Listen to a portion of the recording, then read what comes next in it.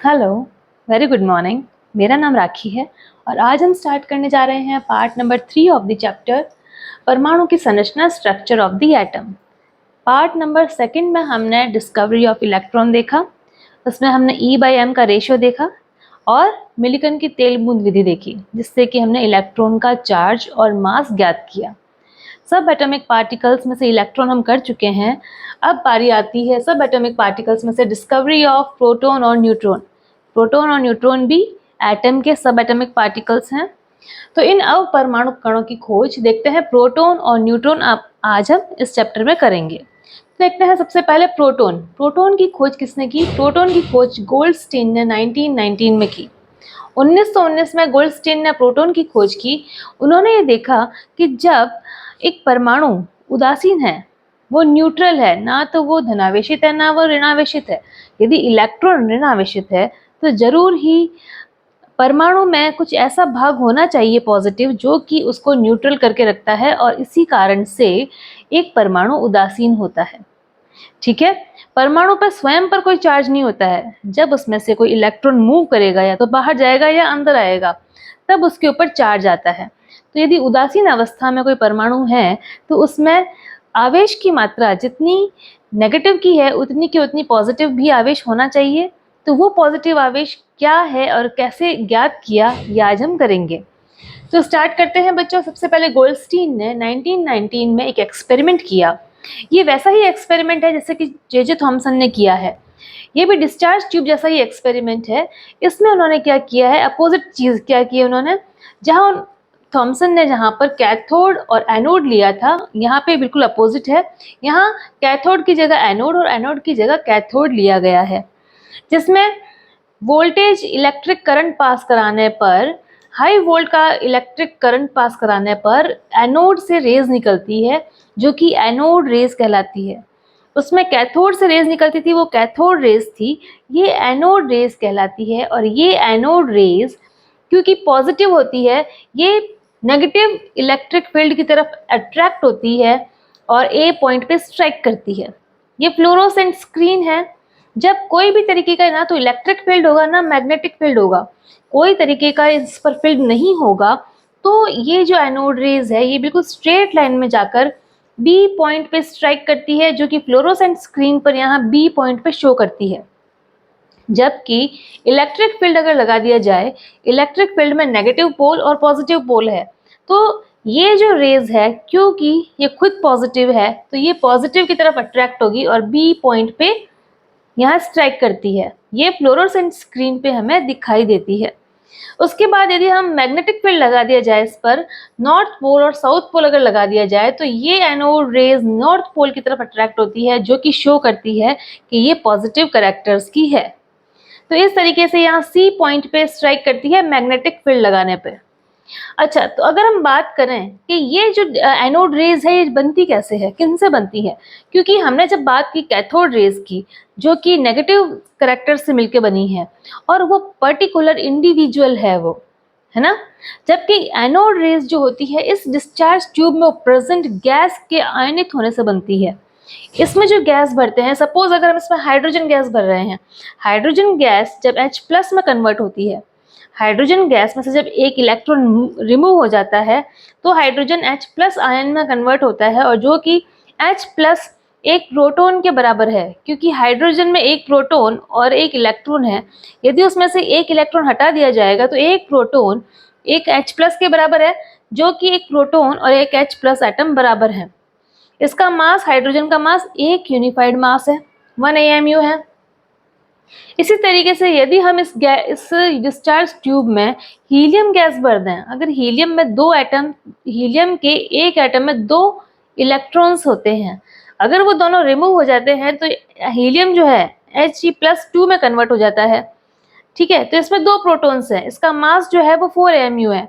तो जिस तरीके की इसमें डिस्चार्ज ट्यूब में गैस भरी जाएगी, तो ये जो एनोड रेज है उसका बिहेव अलग अलग होगा। अलग अलग गैसेस के लिए एनोड रेज का बिहेव भी अलग अलग होगा। ठीक है, तो ये डिपेंड करती है। अतः एनोड रेज जो है डिस्चार्ज ट्यूब में उपस्थित गैस के नेचर पर डिपेंड करती है।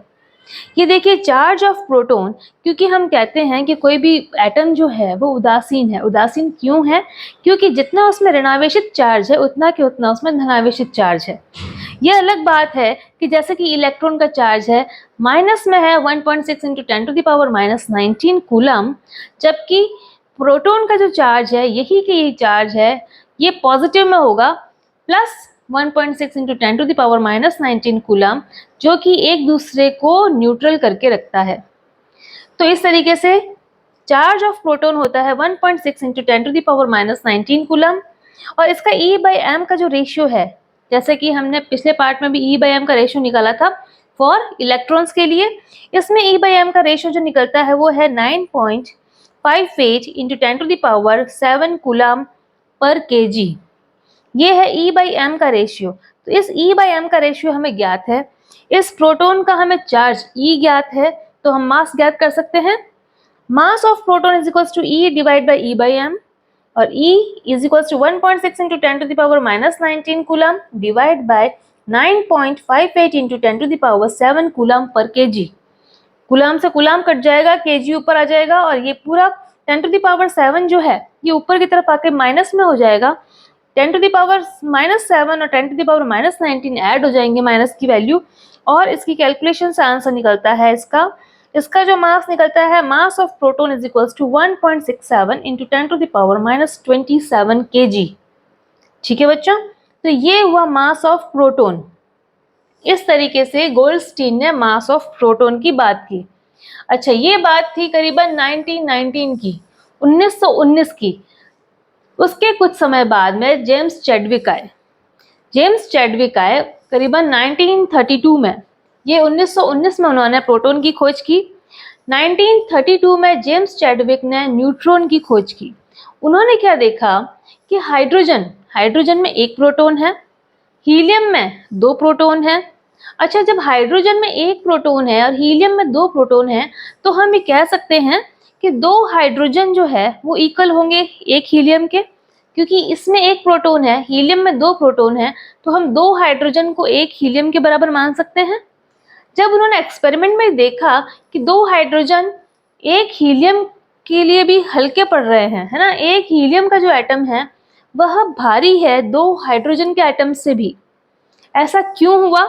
ये देखिए, ये 2 हाइड्रोजन के एटम है, दोनों में एक एक प्रोटॉन है, एक और एक दोनों में मिला के 2 प्रोटॉन्स हो गए। इसका मास हो गया, क्योंकि एक हाइड्रोजन का जो मास है वो एक यूनिफाइड मास है, तो इसलिए 2 हाइड्रोजन एटम्स का जो मास हो जाता है वो 2 यूनिफाइड मास हो गया, या 2 AMU बोल सकते हैं इसको। जबकि इसमें क्या था, एक हीलियम का जो एटम है इसमें 2 प्रोटॉन हैं, लेकिन इसका जो मास है, इसका हीलियम के एटम का जब एटॉमिक मास देखा गया तो वो 4 यूनिफाइड मास, 4 AMU, 4 एटॉमिक मास यूनिट कहलाया। देखा गया कि ये 4 आ रहा है। ये 4 क्यों आ रहा है? जबकि हीलियम में जो प्रोटॉन है वो तो 2 ही है, प्रोटॉन की संख्या 2 है, लेकिन इसका जो मास है वो 4 आ रहा है। तो जरूर ही ऐसी कोई चीज है इस एटम के अंदर जो कि प्रोटॉन की इक्वल मास कंटेन करती है, लेकिन क्योंकि पॉजिटिव और नेगेटिव दोनों ही एक्सपेरिमेंट हम कर चुके हैं कि नेगेटिव जो है पार्ट वो इलेक्ट्रॉन है और पॉजिटिव पार्ट जो है वो प्रोटॉन है, तो जरूर ही कुछ ऐसा पार्ट है जो कि न्यूट्रल है, उदासीन है, लेकिन उसका भार, उसका जो वेट है वो प्रोटॉन के इक्वल है। इसलिए इसका जो वेट आ रहा है, एटॉमिक मास जो आ रहा है, इसका मास आ रहा है 4 एटॉमिक मास यूनिट। तो उन्होंने क्या किया, एक एक्सपेरिमेंट भी किया। ये देखिए, इलेक्ट्रॉन और प्रोटॉन के अलावा भी एटम में कोई ऐसा पार्टिकल होना चाहिए जो कि ना तो नेगेटिव है ना ही पॉजिटिव है, जिसका मास प्रोटॉन के बराबर है। तो उन्होंने एक एक्सपेरिमेंट किया, जैसे कि रदरफोर्ड का एक्सपेरिमेंट हमने पिछली पार्ट में हम कर चुके हैं, 9th स्टैंडर्ड में छोटी क्लासेस में हमने पढ़ा है रदरफोर्ड एक्सपेरिमेंट, जिसमें कि उन्होंने गोल्ड फॉइल के ऊपर एक्सपेरिमेंट किया था। करीबन वैसा ही एक्सपेरिमेंट ये देखा गया, जिसमें अल्फा स्कैटरिंग की गई, किस पर, लिथियम, बेरिलियम या बोरोन की पतली सी पन्नी पर अल्फा पार्टिकल्स की स्कैटरिंग बौछार की गई। अल्फा पार्टिकल्स क्या होता है, हीलियम प्लस 2। जब हीलियम के एटम में से 2 इलेक्ट्रॉन्स रिमूव कर दिए जाते हैं तो वो हीलियम प्लस 2 में कन्वर्ट हो जाता है, और यही हीलियम प्लस 2 ही अल्फा पार्टिकल्स कहलाते हैं। इनमें काफ़ी ज़्यादा वेट होता है, क्योंकि इसमें से इलेक्ट्रॉन रिमूव हो गए हैं, लेकिन इसका जो एटम है वो काफ़ी पावरफुल है। 4 AMU वाला है इसका एटम, इसका न्यूक्लियस, तो ये काफ़ी पावरफुल है। और ये जो अल्फा पार्टिकल्स हैं, जब ये लिथियम, अच्छा लिथियम में जब देखा गया, लिथियम देखते हैं, लिथियम में 3 प्रोटॉन्स हैं, लिथियम में 3 प्रोटॉन्स हैं, लेकिन इसका जो एटॉमिक मास है वो 7 है, इसका एटॉमिक मास 7 है, जबकि इसमें प्रोटॉन्स की संख्या 3 है। इसी तरीके से बेरिलियम में 4 प्रोटॉन्स हैं, ठीक है, लिथियम में 3 प्रोटॉन्स हैं लेकिन एटॉमिक मास 7 है, बेरिलियम में 4 प्रोटॉन्स हैं लेकिन एटॉमिक मास 9 है, और बोरोन में 5 प्रोटॉन्स हैं लेकिन इसका एटॉमिक मास 11 है। ये ऐसा क्यों है ये देखते हैं हम आगे। जब इनकी पतली सी पन्नी पर इन अल्फा कणों की स्कैटरिंग की गई तो एक तरीके की रेडिएशन रिलीज हुई, एक रेडिएशन निकलने लगी इसमें से, इन पन्नी में से रेडिएशन निकलने लगी, जिसको कि इसका कैरेक्टर क्या था, ये रेडिएशन, जब इस रेडिएशन को रखा गया किसी पॉजिटिव और नेगेटिव फील्ड में तो ये कहीं विचलित नहीं हुई। तो इससे शो हुआ कि ये जो रेडिएशंस हैं ये चार्जलेस है, इनमें कोई चार्ज नहीं है, लेकिन इसमें मास है, इसमें वेट है। जब ये इनको टकराया गया किससे, पैराफिन की पतली सी पन्नी पर, पैराफिन के ऊपर जब इसका टकराहट हुई तो इसमें से पैराफिन की झिल्ली में से प्रोटॉन्स रिलीज हुए।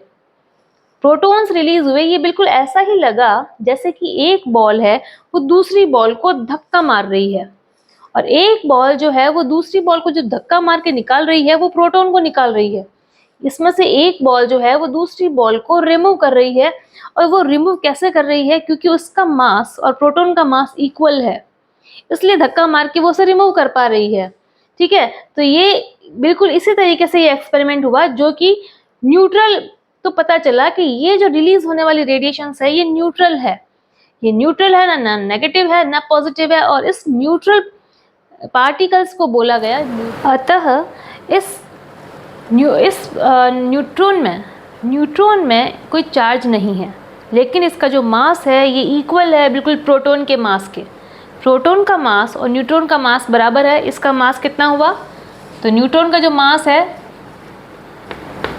1.67 × 10⁻⁻27 kg।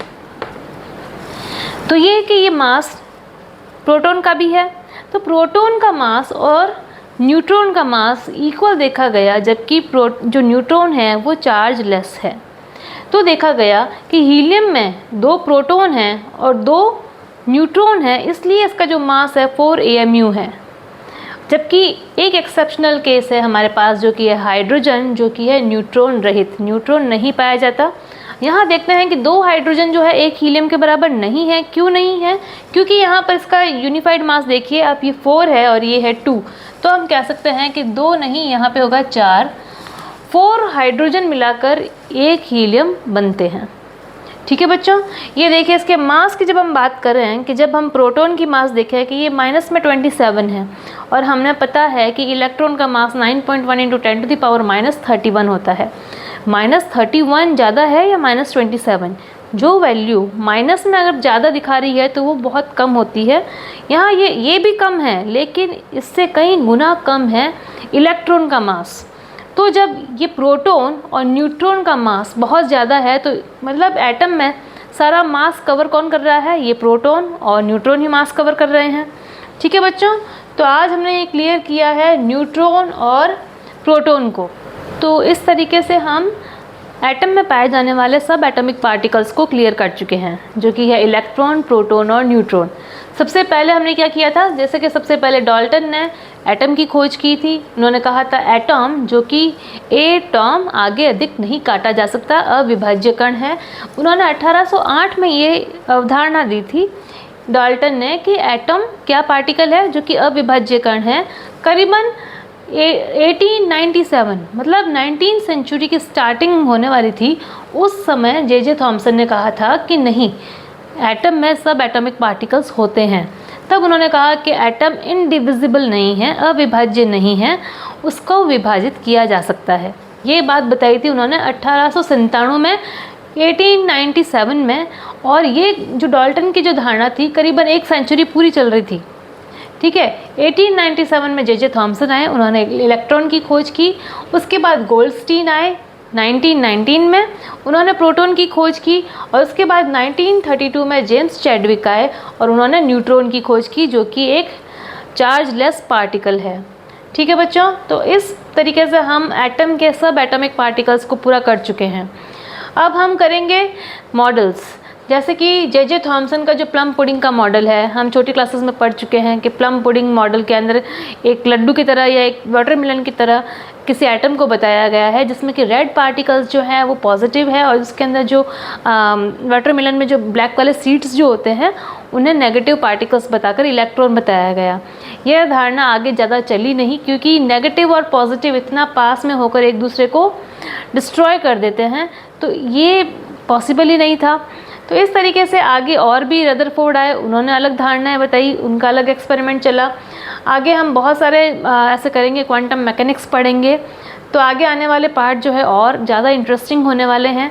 तो बच्चों आप बिल्कुल नोट्स बनाते रहिए और इन पार्ट्स को अच्छे से लिखते रहिए। कोई भी डाउट हो तो प्लीज़ मुझे कमेंट करके बताइए। Thank you.